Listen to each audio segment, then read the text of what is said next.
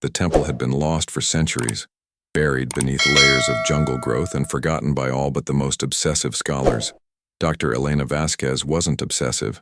She simply refused to accept that some mysteries were meant to remain unsolved. The stone steps beneath her boots were slick with moss, each one a treacherous descent into darkness that smelled of earth and ancient secrets. Her guide had abandoned her 3 days ago, taking half the supplies and muttering prayers in a dialect she couldn't quite place. Elena had continued alone, driven by something she couldn't name. The coordinates in her grandmother's journal had been precise, almost impossibly so for a woman who had never left their small village in her lifetime. Yet here Elena stood, at the threshold of a temple that shouldn't exist, in a location that matched her grandmother's faded ink perfectly. The entrance yawned before her like a mouth frozen mid-scream.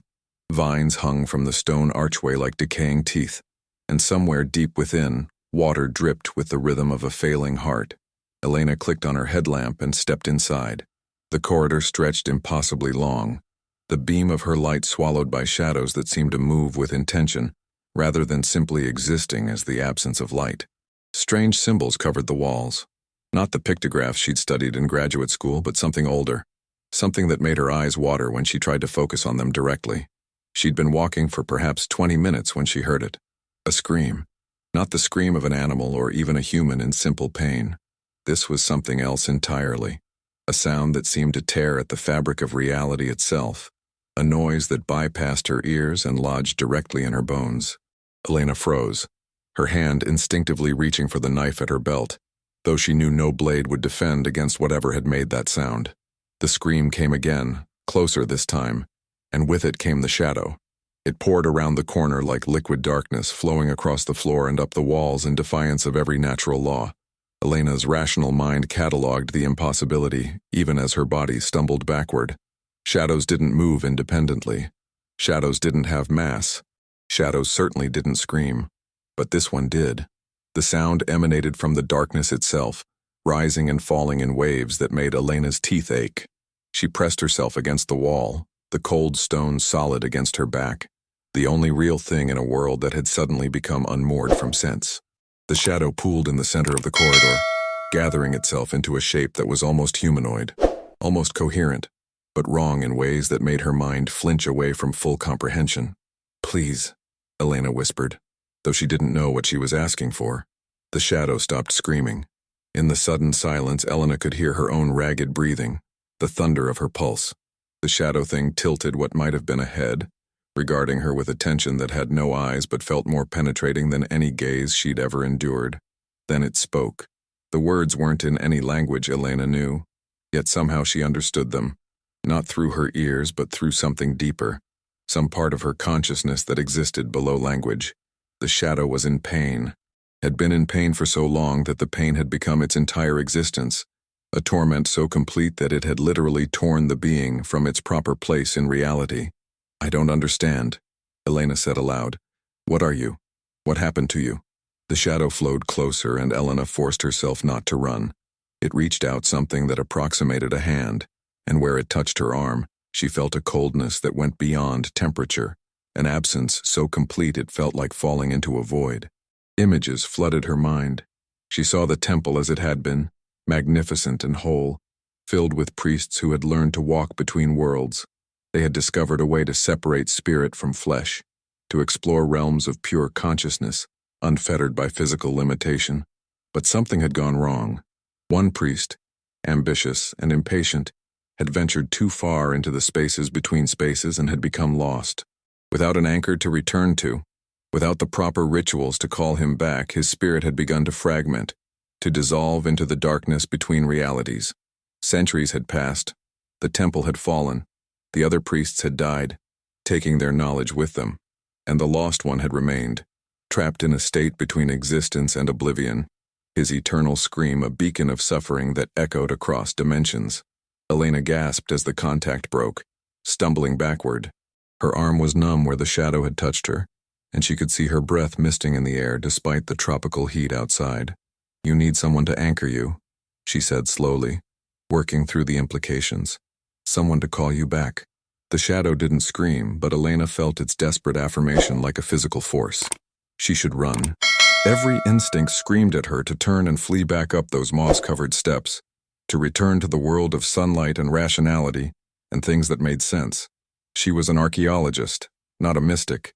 She studied the past through pottery shards and carbon dating, not through communion with impossible beings from beyond reality. But she thought of her grandmother, who had died whispering about temples and shadows, and the debt their family owed to the darkness. She thought of the journal that had led her here, filled with rituals written in a hand that grew more frantic with each page. She thought of the dreams that had plagued her since childhood, dreams of screaming shadows and ancient stones. "Show me what to do," Elena said. The shadow flowed past her down the corridor deeper into the temple. Elena followed, her fear transforming into something stranger, a sense of purpose she'd never felt before, as if her entire life had been a path leading to this moment. The corridor opened into a vast chamber, its ceiling lost in darkness far above. In the center stood an altar of black stone, its surface inscribed with the same eye-watering symbols that covered the walls. As Elena approached, her headlamp illuminated something that made her breath catch. A skeleton, still dressed in rotted robes, slumped against the altar's base. The shadow hovered near the bones, and Elena understood. This had been the lost priest's body, dead for centuries while his spirit screamed in the darkness. The anchor he needed, but the body was long destroyed. Nothing but dust and fragments held together by decay. There was nothing left to call the spirit back to, no vessel to contain it, unless...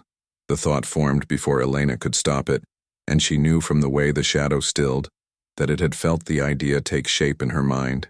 A living anchor, a willing vessel, not to contain the lost spirit permanently, but to give it form long enough to remember what it meant to be whole, to release the pain that had become its prison. "It would change me, wouldn't it?" Elena asked the darkness. The shadow's affirmation came with another flood of images. She saw herself transformed, not into a monster but into something between states, human still, but touched by the spaces beyond space, able to perceive the thin places where reality wore thin. She would be forever changed, forever other, neither fully here nor fully there. She would also be free of the weight her family had carried for generations. Her grandmother had known about this place, had been called to it as Elena had been called, but had been too afraid to complete the journey. That fear had eaten at her, had been passed down like a genetic curse.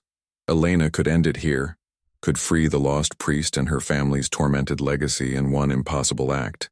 She thought about her life waiting back in the world above, the university position that felt like a comfortable cage, the relationships that never quite deepened beyond surface pleasantries, the sense that she was always searching for something she couldn't name. What was she giving up, really? Elena took a deep breath and nodded. The shadow surged forward before she could reconsider, flowing into her like freezing water. Elena screamed, the sound echoing off the ancient stones, and for a moment she understood the shadow's centuries of torment, the pain of being stretched across dimensions, of existing in too many states at once, of being pulled apart at the seams of consciousness itself. Then something shifted. The pain didn't disappear, but it transformed, becoming bearable as it was shared between two beings instead of borne by one alone. Elena felt her awareness expanding, stretching beyond the confines of her skull. She could sense the layers of reality, could feel how thin they were in this place, could perceive the shimmer and flow of forces she'd never known existed. And the shadow, the lost priest, remembered his name, Atzel, remembered his face, his family, his hopes and fears, and the ambition that had led him to take one step too far. With memory came release, the long scream finally finding resolution, the endless pain finally encountering its ending.